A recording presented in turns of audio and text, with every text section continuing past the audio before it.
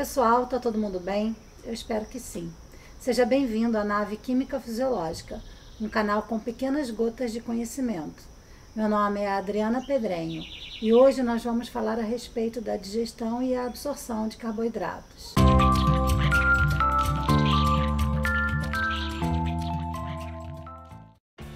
Os carboidratos fornecem mais de 50% da energia obtida na dieta humana, representando uma alta carga energética de liberação rápida. Isso acontece pois eles têm digestão rápida e mais simples quando comparado com outros nutrientes. E por serem hidrofílicos, a sua dinâmica é muito fluida, podendo circular entre os vários tecidos, pelo sangue e dentro das células sem mais problemas. Os glicídios alimentares podem ser de baixo peso molecular, como os monossacarídeos, por exemplo, a glicose e a frutose, ou ainda de sacarídeos, como a sacarose, que é um disacarídeo formado pela ligação de uma molécula de glicose e outra de frutose, através de uma ligação glicosídica do tipo alfa-1,2, ou ainda a lactose, que é um disacarídeo, mas formado pela galactose e a glicose, unidas por uma ligação glicosídica do tipo beta-1,4. E ainda temos os polissacarídeos, sendo o amido o principal polissacarídeo ingerido na dieta humana. Nesse esquema, nós podemos perceber que a molécula de amido é composta por dois tipos de cadeia. A cadeia chamada de amilose e a cadeia chamada de amilopectina. A amilose, ela corresponde a várias unidades de glicose ligadas através de ligações glicosídicas do tipo alfa-1,4. Portanto, ela possui uma cadeia linear. Já a amilopectina, além das ligações alfa-1,4, ela possui ligações alfa-1,6. Isso lhe confere essas ramificações. A relação de ligações alfa-1,4 para ligações alfa-1,6 na amilopectina é cerca de 20:1. E esse tipo de estrutura é bem semelhante à molécula do glicogênio, só que no glicogênio essa relação de ligações alfa-1,4 para ligações alfa-1,6 é cerca de 8:1. Nós podemos perceber que esta molécula ela é evolutivamente mais preparada para funcionar como armazenamento de glicose quando comparada com a amilose, pois possui muito mais pontas e isso permite adicionar ou remover resíduos de glicose numa velocidade bem maior. Esses polissacarídeos de reserva, os disacarídeos e as oses serão utilizados por todos os mamíferos. O início da digestão de carboidratos nos mamíferos primatas começa na boca, com a mastigação, onde vão ocorrer tanto eventos físicos quanto eventos químicos. A mastigação pode ser executada voluntariamente, entretanto, trata-se de um comportamento reflexo. Ela tem o objetivo de subdividir o alimento e misturá-lo à saliva, lubrificando o alimento para facilitar a deglutição. Ao fracionar o alimento, a mastigação aumenta a sua solubilidade e a área superficial para o ataque enzimático. A saliva corresponde à secreção das glândulas salivares quando estimuladas pela presença do alimento na boca. Temos as glândulas parótidas, que têm uma secreção fluida, pois possui pouco muco, e rica em atividade amilolítica decorrente da presença da amilase salivar. Temos ainda as glândulas chamadas de mandibulares, que secretam uma saliva viscosa que contém alfa-amilase e muco em quantidades variáveis. E ainda a glândula sublingual, que secretam saliva rica em muco e pobre em amilase. Vale lembrar que outras glândulas menores da orofaringe também participam da secreção de saliva. A saliva contém, além da amilase salivar, outras substâncias, como o bicarbonato e o próprio cloreto de sódio, que é cofator da amilase salivar. A estimulação da secreção salivar é dada pelo parasimpático e, como eu já falei anteriormente, ela pode ser estimulada pela própria presença do alimento na boca ou ainda o odor do alimento. Então, o alimento é mastigado e misturado com a saliva para a atuação da amilase salivar, que poderá atuar nesse alimento enquanto o alimento estiver na boca ou até mesmo instantes após a deglutição.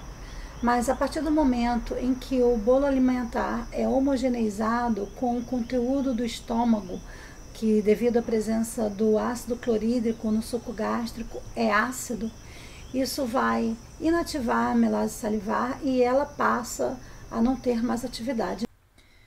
Sendo assim, a atuação da amilase salivar é muito restrita e pouco significante. Mas existe uma outra amilase que é secretada pelo pâncreas, chamada de amilase pancreática, que será secretada no duodeno juntamente com o suco pancreático e poderá agir por um período de tempo maior, degradando a amilose, a amilopectina ou glicogênio, sempre clivando as ligações glicosídicas do tipo alfa-1,4. A digestão dos diversos polissacarídeos é muito semelhante e os produtos dessa digestão enzimática incluem principalmente a maltose, a maltotriose e destrinas de tamanhos variados, além de isomaltose, que não está nesse diagrama.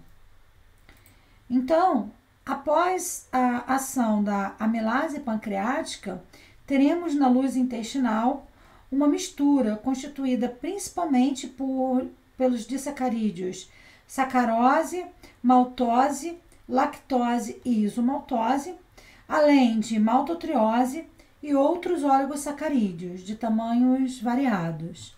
Após essa digestão luminal, chegou a hora dos produtos serem atacados por enzimas localizadas na superfície externa das células epiteliais que recobrem o intestino delgado, que irão então hidrolisar tanto disacarídeos como oligosacarídeos, completando a digestão de carboidratos. Temos a glicoamilase, que cliva os malto-oligosacarídeos em unidades de glicose, sempre rompendo ligações do tipo alfa-1,4, e a alfa-destrinase, que vai desramificar as destrinas alfa-limite, agindo em ligações do tipo alfa-1,6. Ela também pode hidrolisar a essa ligação alfa-1,6 existente na isomaltose. E ainda temos nessa membrana da borda em escova as disacaridases, a lactase, que vai hidrolisar a ligação glicosídica beta-1,4 da lactose, liberando galactose e glicose, e a sacarase, que hidrolisa a ligação glicosídica alfa-1,2 presente na sacarose, liberando os monossacarídeos glicose e frutose. Temos então como monossacarídeos resultantes do processo de digestão a glicose, a frutose e a galactose, todos altamente hidrofílicos e que são absorvidos basicamente por dois tipos de mecanismos. O primeiro é um transporte ativo contra o gradiente de concentração. Esse transporte ele é utilizado para a absorção de glicose e ou de galactose. No caso, ou de galactose, é uma ou outra que é transportada por esse transportador. Onde a glicose ou a galactose atravessa essa membrana luminal do enterócito pelo simportador de glicose impulsionado por sódio. Então, a glicose ou a galactose passam através desse transportador chamado SGLT1, que aqui no esquema está representado pelo número 1, indo de um meio menos concentrado para um meio mais concentrado. Portanto, é transporte ativo. Mas reparem que não há gasto direto de ATP por este mecanismo de simporte. O que esse transportador usa como energia motriz é o gradiente de sódio, que no caso é bem maior do lado de fora do que do lado de dentro da célula. Sendo que para gerar esse gradiente de sódio é necessária a ação de uma outra proteína de transporte, a sódio-potássio ATPase, que aqui está esquematizado pelo número 3. Quem quiser conferir, eu gravei um vídeo exclusivo sobre a famosa bomba de sódio, que é encontrada em todos os tipos celulares. Eu vou deixar o link aqui em cima para vocês poderem assistir. Esse transporte da sódio-potássio ATPase é realizado contra o gradiente, tanto de sódio quanto de potássio, e há gasto de uma molécula de ATP, sendo, portanto, esse aqui um transporte do tipo ativo primário. Ela bombeia o sódio para fora da célula e o potássio para dentro da célula, sendo que a cada ciclo 3 íons sódios saem da célula e apenas 2 íons potássios entram na célula. Portanto, essa bomba é considerada eletrogênica, pois ela sempre bombeia uma carga positiva a mais para fora. E a cada ciclo isso vai acontecendo e acaba gerando uma diferença de potencial de membrana. E por isso ela é chamada de bomba eletrogênica. E é esse gradiente eletroquímico de sódio que é então usado pelo simportador SGLT1, sendo esse transporte classificado como ativo secundário.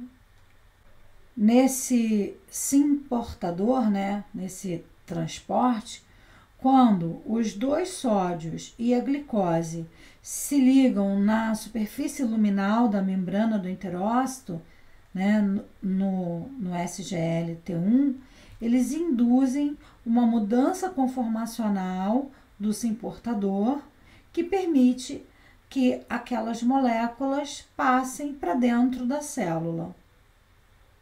Assim, a glicose ou a galactose podem adentrar no enterócito e depois partem em direção aos vasos sanguíneos pela membrana basal através de uma permease para a glicose, aqui no caso o GLUT2.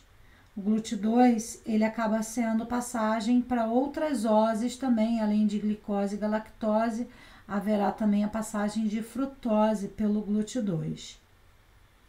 Já a entrada de frutose através da membrana luminal ocorre pelo GLUT5 e permite a passagem, então, de frutose nas células epiteliais. Uma vez dentro da célula, glicose, galactose e frutose, então, migram para o sangue atravessam essa membrana através do transportador GLUT2, como eu já havia falado com vocês. Por fim, esses monossacarídeos irão migrar para a corrente sanguínea e serão encaminhados para o fígado através da veia porta. Eu vou deixar aqui em cima um link para uma série de 3 vídeos que fala exatamente sobre isso, destino dos nutrientes após a absorção. E lá então você vai poder saber detalhes. Essa primeira temporada certamente deve ser enriquecida com novas temporadas a respeito do metabolismo, que serão gravadas mais para frente. Aproveito para pedir a colaboração de vocês, para deixar seu joinha e compartilhar esse vídeo com os amigos. Muito obrigada e até breve. Se você gostou desse vídeo, você pode deixar o seu joinha, inscrever-se e ativar o sininho para se tornar um tripulante da nave.